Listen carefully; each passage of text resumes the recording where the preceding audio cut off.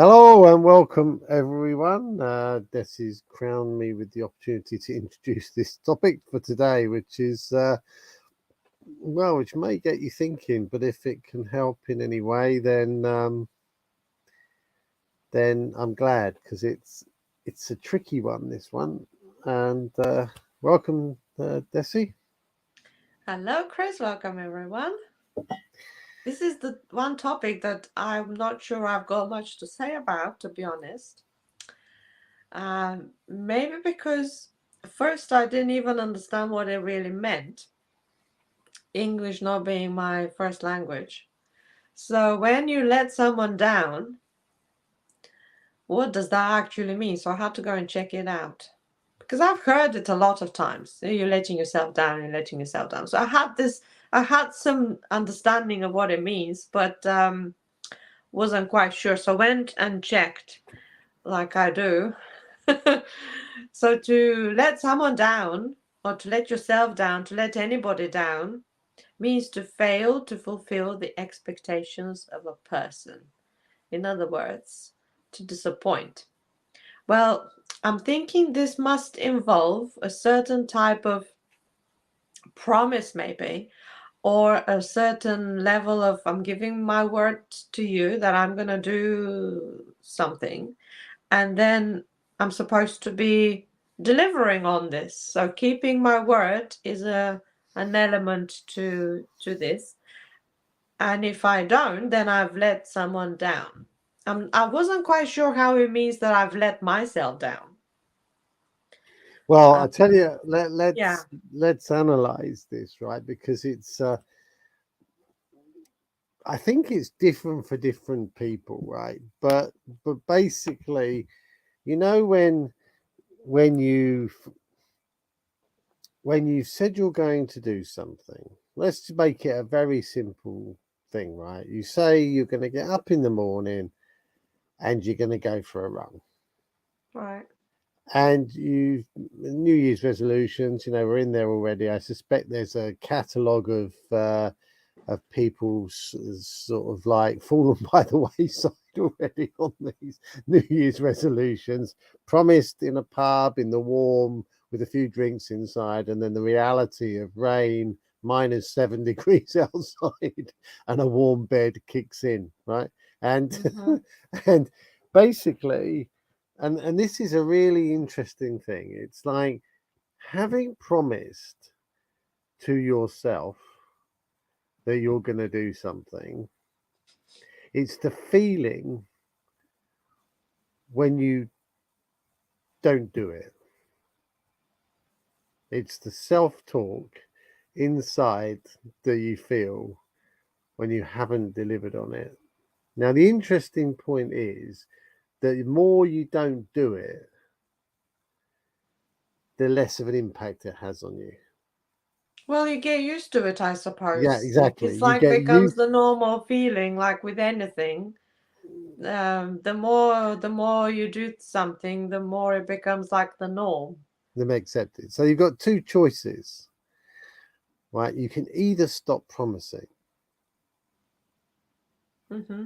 or you can start improving your performance. You're keeping of the promise. Yeah.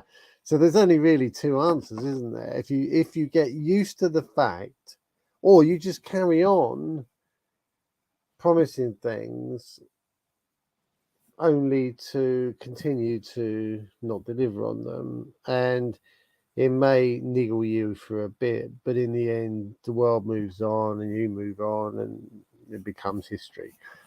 And it's like, so why is it possibly important then? Well, because what you do to yourself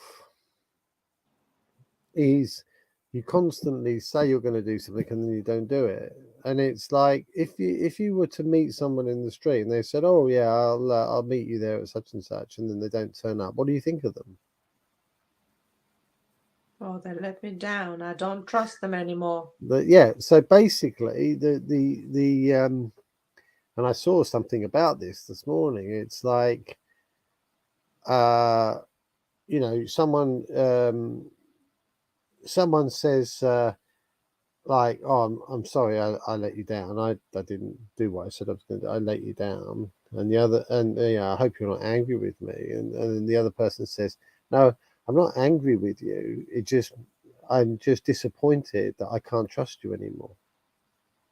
Hmm. You think if you heard someone say that to you,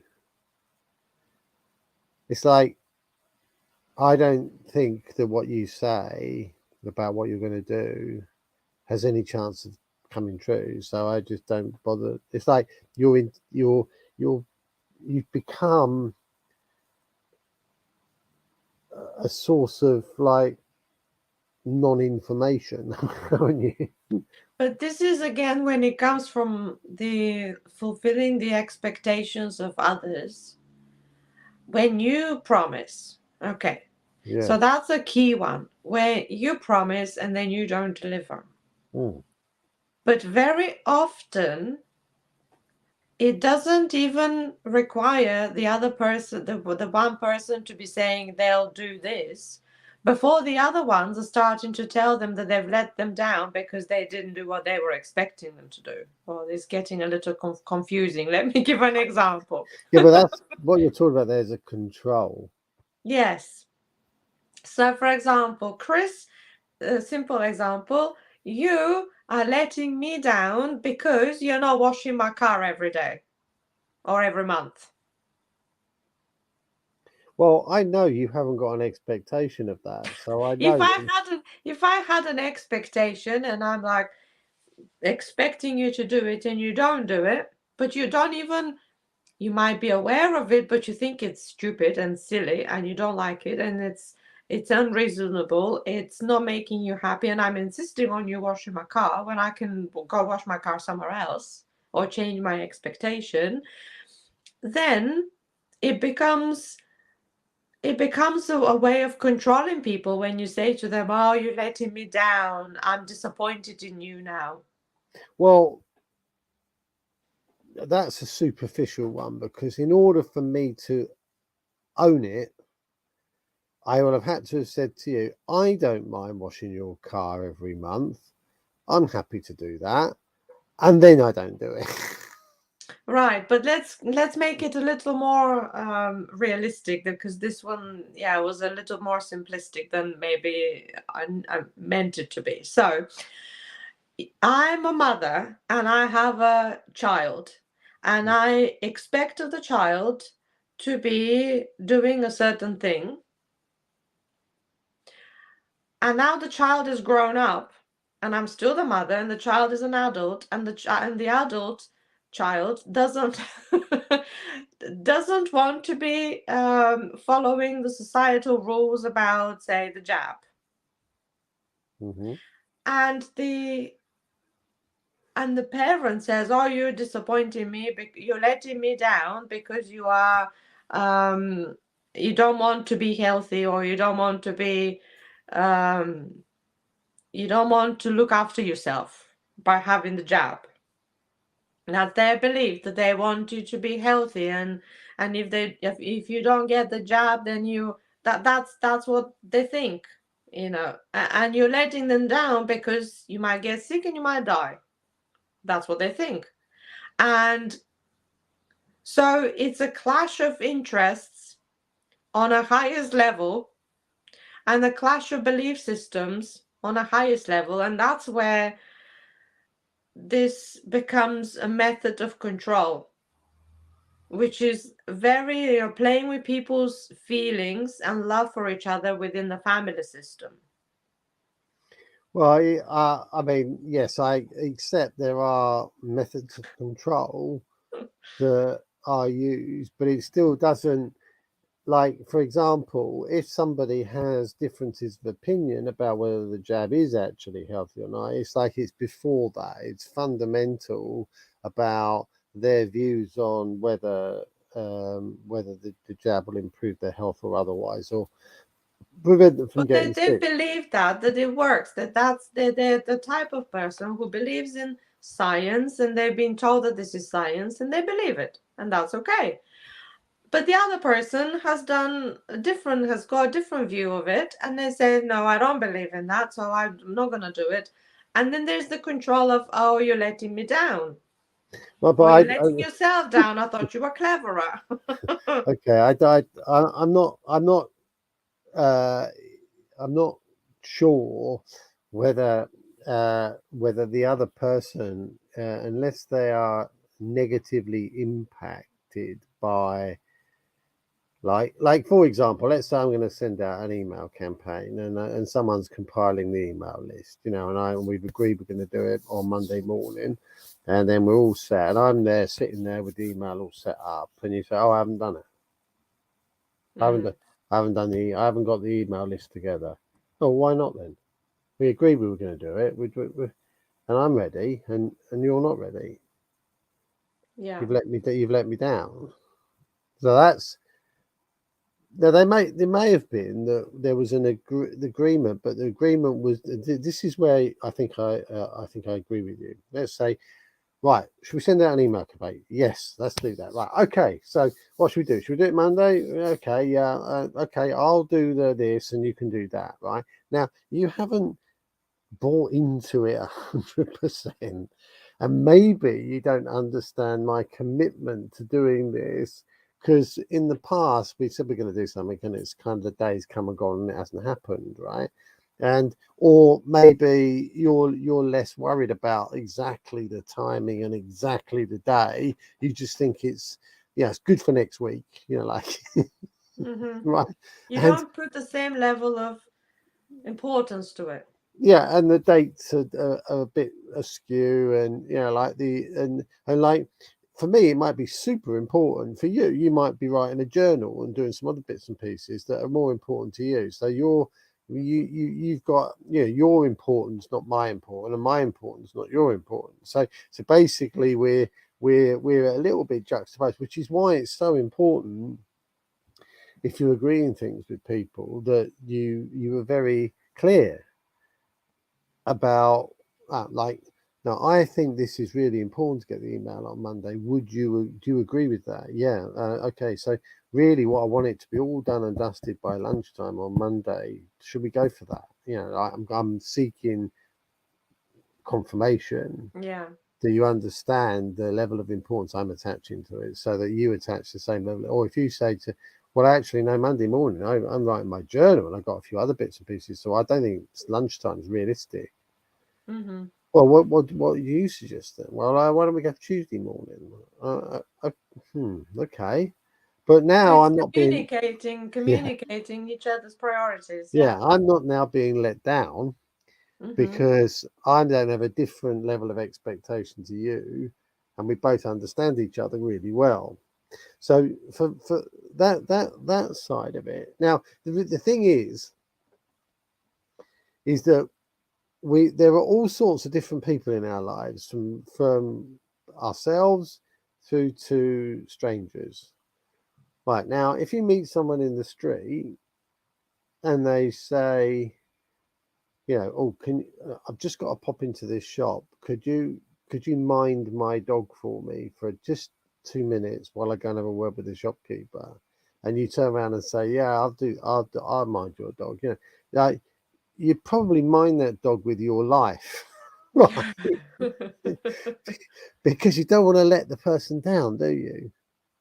This is their dog, and they've gone into the shop, and now you own the responsibility of looking after this dog, come hell or high water, until that person re-emerges to claim the dog, right?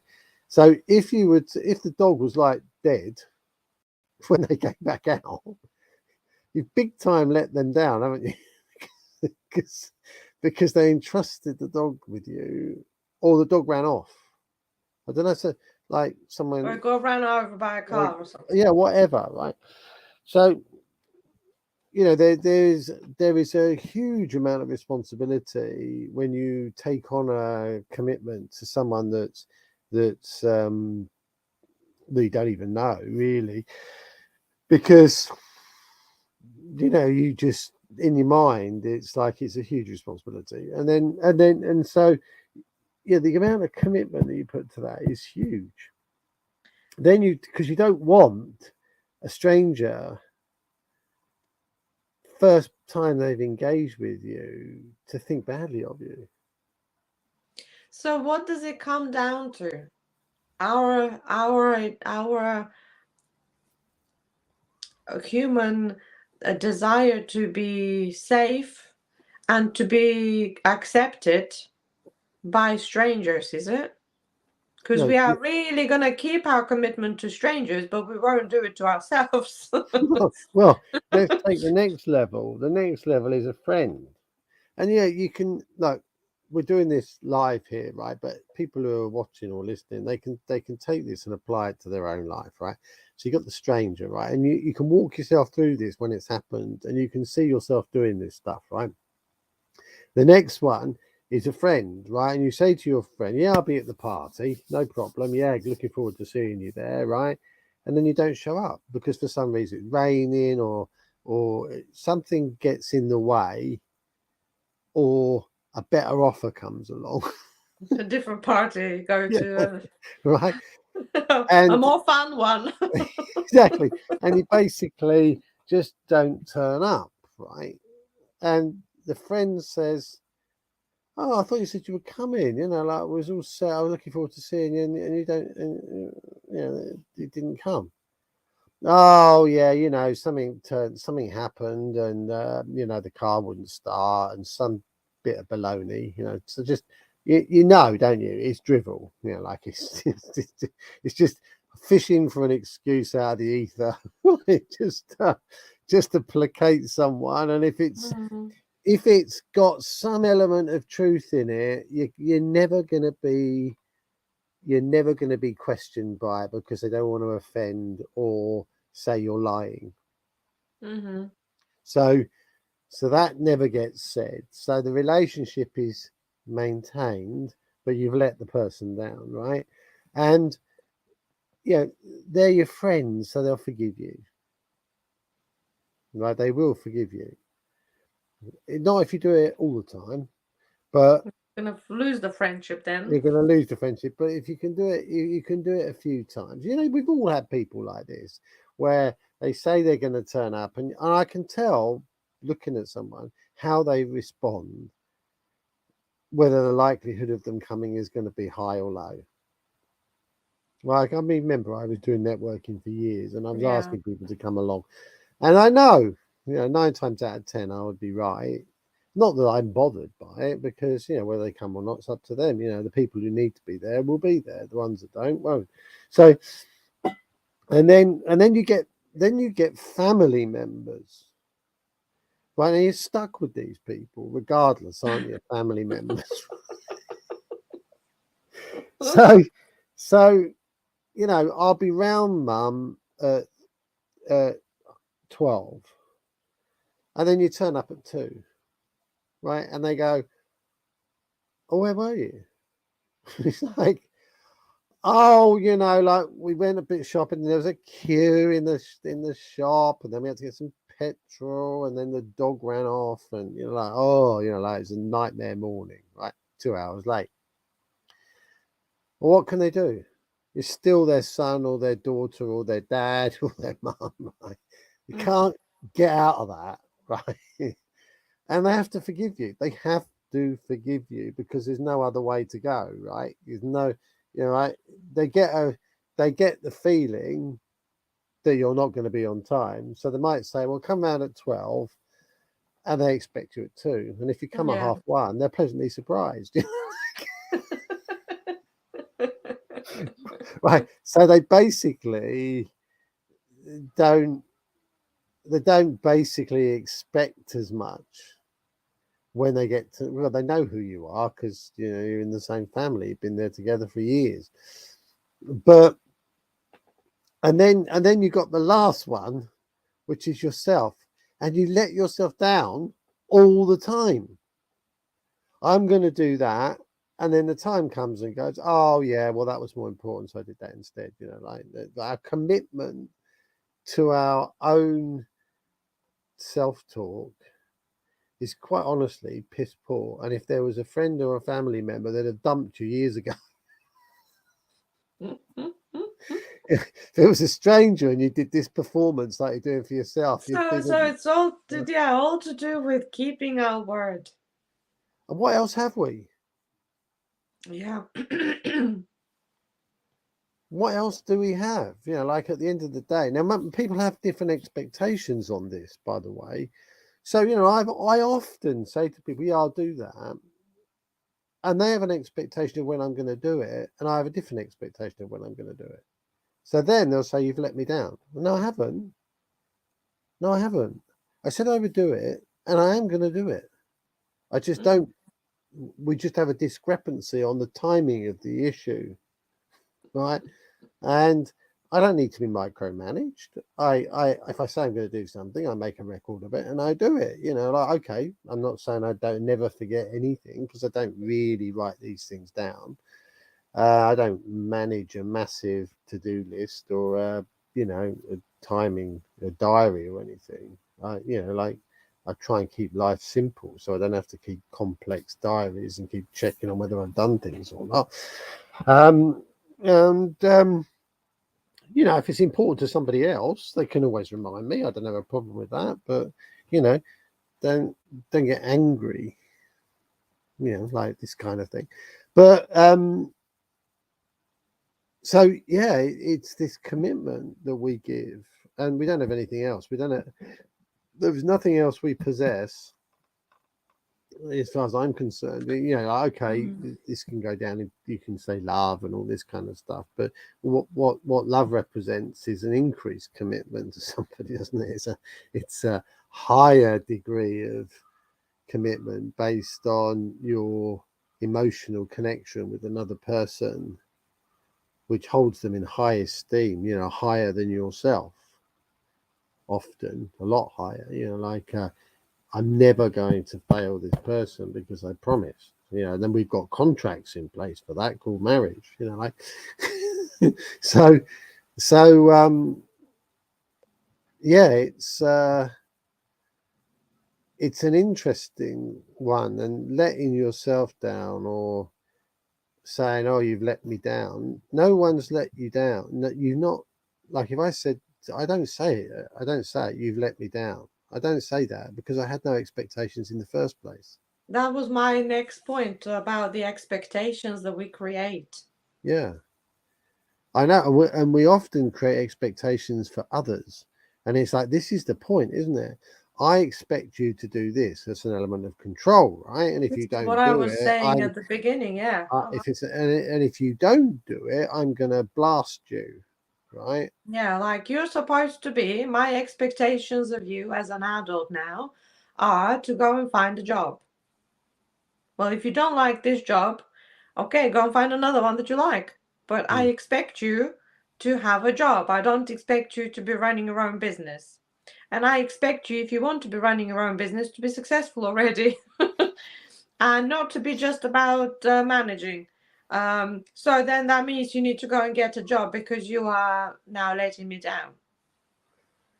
Yeah, I Control. mean, if somebody is say like, for example, if someone was saying, "Oh yeah, I haven't got enough money, I can't do this, I can't do that, I can't pay," like you're in that situation, but there are other, you know, I hear it all the time. It's not like, right, okay, well, you know, like work on the situation. You're working on your situation, right? You are working on your situation. You are doing stuff now. Some of it might not work, and some of it will work. There's no question about that because you're kind of evolving and honing what you're doing. But if someone says to me, "Oh, I haven't got any money and I need to change my situation," okay, go change it, and then they don't. Right? But they've given me the expectation. Right? I didn't make up the expectation. They told me the expectation I should have. And I then asked them, have they met the expectation they gave me? And very often they'll turn around and say, don't push me, don't push me. Well, hang on a minute. I didn't say it. You said it. Oh, no, you misunderstood. Well, it's quite clear at the time. I didn't think what did you say? What did you say? I need to get a job. I maybe need to get a job. That's not what you said. that's, like, so the inside this topic we're talking about is so many different things, but it comes down to how we behave in our own world, really, inside our minds, how we promise, how as is our word. And if I say to someone, "Look, we got drinks Thursday," I'll be there. I have to be run over on the way, or a plane drop out the sky and hit me, or or death. Something would have to happen for me not to be there, because like before, I said I'm not going to drink for 50 days. Like, you wouldn't bet against me doing that, would you? No. Yeah, no, you will keep it. Yeah. Now, that's a nice thing for people to be able to say, no, if he says he's going to do it, he's going to do it. Like, you can trust he's going to do it. Really? Yeah. He won't convince him to do anything different to that. Right now, when you've got that kind of commitment to yourself, people can rely on you to be what you say you're going to be. And I don't think there's much greater things you can do for yourself, because it's only because you're keeping your word to yourself that those people can have that belief in you. If you keep chopping and changing, people just say, "Oh, he always says that, doesn't ever do it," or "Yeah, it will such and such be there." I've no idea. It comes and goes. Nobody knows, not even him or her. It just depends if something else comes up, which is a better offer. There's no commitment to the thing, and I don't know what you can do with people like that. You just have to. With people like that, it's probably because they don't commit to themselves. Is it because they don't love themselves enough to be able to do that, or is it some bigger sabotage that's creating their lack of commitment to themselves? I don't think it's about that. I think it's about. I think sometimes they're aloof. They don't want to give you the. Let's talk about a meeting, right? They don't want to give you the satisfaction of knowing that you've put something to them and that they've accepted what you've asked. They don't want you to have the illusion, the knowledge, the power, the illusion of power and over them for that to happen. That's like them asking someone to come to a meeting, and that person coming, they know that that's an ego thing. That's like, "Oh, look, I asked and they turned up. That's because I'm important," right? And I don't think they want to give you that privilege. So there's that type of thing involved in that, and also they don't like to commit to anything. Aloof. They don't like to commit to anything because commitment means that they've reduced their flexibility in the future. But they'll say they'll come because they don't want to say no. Because people like saying yes. They don't like saying no, because no causes a bit of confrontation. So, take the situation where we're having a little bit of a role play and I say, "Oh, will you come to that meeting?" And you say no. It's like, "Oh, why not then?" So there comes another question. They don't want to be put on the spot. So they say, "Yes, I'll come." "Oh, okay, that's the end of that then." Yeah, but do you know what we were actually taught when I was learning English? That the way that you approach things is if you say, "No, thank you," or "I wouldn't," because you need to give a reason. Yeah, but you see, that if you're aloof, it's no, and it's said in such a way that you don't ask the next question. Like, "No, I don't think so. I'm busy this week." Get the old busy out the cupboard. Yeah, I've got something else. It's like, and I would just be curious. I say, "Oh, what's that then? What What are you doing, Ellen? Yeah, Tell yeah. us about your business. I'd just be curious. I want to And come to your business. It might be something more interesting. the thing is, right, is a lot of people think that's interrogative, or not interrogative, but like prying, You're asking too many questions, huh? asking too many questions. It's like, no, I'm just trying to understand whether you're lying to me or not. Right? And it's like, well, they don't, that's not part of the etiquette to sort of examine whether I'm lying or not. I don't want to be put on the spot for coming up with even more lies. Hmm. But the more lies I get, the harder it is to evade the truth later on, isn't it? So that's if somebody is aloof. But what makes one person to be aloof? Well, because someone's trying to control them, and they don't want Because to be. they think that there's somebody's controlling them. Yeah, and they don't want to be controlled. They want to be their own entity. They want to be their own. Right. Look, So they're missing. They think that they're missing their own will if they decide to go to someone else's meeting, or if they decide no, to it's commit not to really. something about someone else, some It's submission suggestion of. of someone else. It's submission of power. Because if someone asks you and you say yes, you've basically given that person the power away. You've given your power away. You've basically been submissive in some way, and it's that reluctance to be like, no, well, I might come. That's retaining control, isn't it? And then if you turn up, it's a pleasant surprise for the other person, right? And you're the kind of, look at me. Well, look, I gave you my blessing. I'm I over here. decided to come. It wasn't because you asked me. Mm. I decided to come.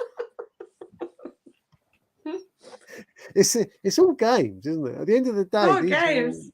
These are power games. Yeah, the Celestine prophecy talks about power games and people stealing people's energy. And you can argue that book's a load of old tosh, right? But you can also see the validity in some of the things that are saying between people. This power game thing about stealing other people's energy and everything else.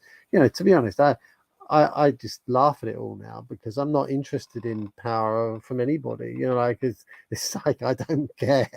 If you want to play games, just go for it. Like enjoy yourself, but just understand I'm not playing. and I think it's just because you can spot it a mile away. I mean, like this might sound a bit confusing for people, but if you analyze your own behavior and you spot some of these things when you're doing them, you can absolutely understand what's going on in your head, because you will be suggesting things to yourself about this. Oh, I'm not going to bloody well say yes, they didn't come to my thing. Like, this is what's going on inside people's heads. And what is that? It's all like little kids on a playground. Of course it is. It's just we have bigger toys and we've grown up in size a little bit, but it's the same kind of. The impact is greater because we command more resources than we do on the playground. What did we command? Oh, I'm not going to be your friend because you talk to such and such over there. Right? That's the level of leverage we've got on the playgrounds. Like, that's it. I'm not going to be your best friend anymore. You go and sit on your own over there. Right. But now it's but now, you've got other powers. You can command others. You think you can. You can incentivize people to do things. Like they said in the Godfather film. I'm going to give them a proposition they can't refuse. Like we've got bigger toys. And but when we get inside our own heads, we're just kids, for God's sake, like wanting attention, wanting power, wanting control, wanting to direct people, wanting to be the top dog, wanting other people to like us. Like all these things, they're just basic things that we did when we were kids, and we were messing. You talked you talked about the kittens biting each other to see what hurts and what doesn't hurt. You know, we do this in the playground, you know, like in the same thing, isn't it? Telling people, you know, go and sit on your own. Yeah, don't like that, do you? You know, like, you know, I've got power. I can make these things happen. I can make you do Yeah. these things, and I can make you unhappy. And Yeah. so what if I get told off? Even more attention. Look, I'm now even making the adults angry. So yeah, letting myself down and like self-talk and all this stuff, it goes on. There's loads and loads of stuff on self-talk, you know, like you know, deriding yourself, and basically I mean, maybe we do another one on self-talk, you know, like, because it's really interesting, you know, like you know, where we basically telling ourselves we're rubbish and you know, just catastrophe thinking. And there's all these different types, you know. There's a There's enough for today. yeah, there's always different types, but basically, yeah, letting yourself down is one type of thinking. That might be that in certain circumstances you don't care, and actually it's a positive decision that you don't care about that. Yeah, my question is like, should you be promising anything to anybody if you don't mean it? You know, like, do you? You know, like, and the more specific the thing is, the less opportunity to wiggle room out of it. You know, like you know, I said about, you know, saying yes, I'll do something, and then not being very, very firm on the time. Is because stuff comes up, doesn't it? You know, like if it's just a thing that needs doing, as opposed to a thing that needs doing on a certain time and date, then it's different. Yeah. So, but yeah, there you go. So there's quite a bit we talked about that in the end. Yeah, well, I didn't know where to attack it from, but we managed to do quite a lot of thinking on the subject of letting yourself down. Right, what if we have missed anything? You can write it in the comments. Make sure to subscribe and share it. Share it left, right, and center on your social media, anywhere else that you can think of. We really appreciate if more people join in these philosophical and not so philosophical discussions that we're having here. So thank you for watching, and see you on another episode. Bye for now. Bye.